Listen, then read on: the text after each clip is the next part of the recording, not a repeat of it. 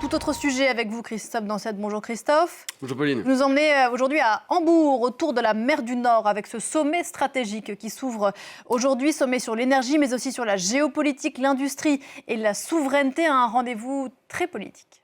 Très politique, géopolitique, ces sommets, ils ont commencé peu après l'offensive russe à grande échelle en Ukraine. L'Europe s'était rendu compte, peut-être que vous vous en souvenez, à quel point elle était dépendante du gaz russe. Et on avait à l'hiver 2022-2023 ce risque de pénurie d'électricité, de gaz, surtout en France, en Europe plus généralement.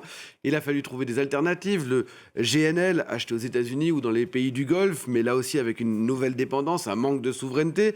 Et puis, il y a eu la question des objectifs climatiques aussi, de la décarbonation. La France, elle avait relancé son parc nucléaire, mais ça met du temps à se mettre en place. Et donc, l'éolien est apparu comme une solution, notamment en mer du Nord, où on voit pousser des champs en pleine mer, de quoi sécuriser l'approvisionnement, ce qui est devenu une priorité géopolitique, au même titre que la défense ou que la politique commerciale, d'où le lancement de ces sommets. Le premier, c'était au Danemark en fin 2022, et quelques mois plus tard, il y a eu celui en Belgique, et puis donc aujourd'hui à Hambourg, 9 pays de la mer du Nord, le Danemark, les Pays-Bas, la Belgique, l'Allemagne, le Luxembourg, la France, l'Irlande ou encore le Royaume-Uni. Il s'agit de ce troisième sommet à Hambourg, ville par excellence tournée vers la mer du Nord, plus grand port d'Allemagne, et puis ville qui, historiquement, depuis le XIIIe siècle, on pourrait remonter à cette époque-là, était au cœur de la Ligue hanséatique, cette alliance de villes marchandes autour de cette ville du Nord, de cette mer du Nord. L'éolien offshore, Christophe, est au centre de sommet. À quel point est-ce, là encore, très stratégique ? Alors c'est absolument central. Aujourd'hui, la mer du Nord, elle concentre environ 40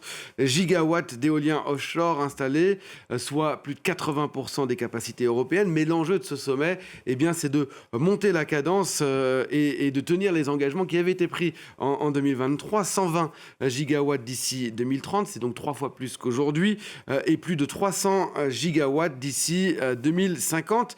À terme, cette capacité pourrait fournir jusqu'à un quart de l'électricité consommée dans l'Union européenne. Objectif très ambitieux. À quel coût ? Un coût très important, plus de 800 milliards d'euros d'investissement, c'est colossal. Et ça inclut les parcs eux-mêmes, les fondations, les turbines géantes, les câbles sous-marins, mais aussi les réseaux électriques offshore nécessaires pour acheminer cette énergie vers le continent. Tout ça aussi pour développer à l'avenir une filière peut-être d'hydrogène vert. Mais c'est que cet argent, il va falloir le trouver en période de problèmes budgétaires. C'est aussi l'un des enjeux de ce sommet d'aujourd'hui. Et selon un récent rapport, sans effort supplémentaire trouvé à Hambourg, l'objectif de 2030, il sera manqué. L'Allemagne, elle veut faire de cette mer du Nord le plus grand réservoir mondial d'énergie propre. Un sommet aussi très important pour l'emploi et pour l'industrie.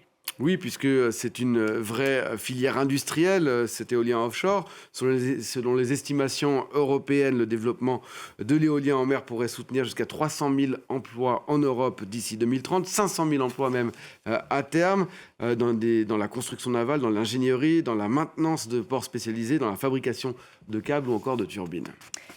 Et tout ça intervient dans un contexte international très contrasté. Oui, on a vu certains pays qui avaient pris les devants en termes d'éolien, le Royaume-Uni, l'Allemagne, la France, elle avait traîné, lançant son premier projet d'éolien offshore seulement il y a un peu plus de 3 ans, c'était à Saint-Nazaire, on en voit ici les images. Il reste encore beaucoup d'opposition, et puis il y a les États-Unis avec Donald Trump, je ne sais pas si vous l'avez suivi lors de son discours à Davos, mais il n'a pas eu de mots assez durs contre cette filière européenne, disant que l'Europe était perdue en suivant cette voie, en tournant le dos aux énergies fossiles. C'est presque ironique de voir ce sommet à Hambourg quelques jours seulement après ce discours de Davos. À noter que le sommet sera aussi dominé par d'autres sujets. Évidemment, la question du Groenland. Le Groenland n'est pas en mer du Nord, mais sont présents les chefs de gouvernement du Danemark et de la Norvège qui, eux, sont autour de cette mer du Nord. Et puis, il y a la question de la sécurité dans cette région. Comment se protéger contre des cargos espions russes ou des survols de drones qui se multiplient et qui multiplient les tentatives d'approche d'infrastructures stratégiques. Encore une fois, les parcs éoliens, mais aussi les câbles de communication. Et puis encore un mot à propos du Groenland que vous évoquiez à l'instant. Les annonces contradictoires de Trump ces derniers jours sur le sujet ont eu un effet sur le cours de l'or. Oui, l'incertitude, l'imprévisibilité, la baisse du dollar aussi pousse l'or vers des sommets. Il a franchi ces dernières heures 5 000 $ l'once, c'est un record absolu. Là, il flirte même, on va le voir, avec les 5 100 $. Ça fait plus de 160 000 $ le kilo. En octobre, on en avait parlé ensemble, Pauline, il franchissait à ce moment-là les 4 000 $ l'once. Il y a un an, il valait tout juste 2 700 $ et c'était déjà un record. Vous imaginez l'accélération. Il a presque doublé en un an de présidence Trump, entraînant avec lui d'autres métaux d'ailleurs, le platinium et puis surtout l'argent qui a franchi lui aussi un seuil symbolique. Vous voyez, celui des 100 $ l'once.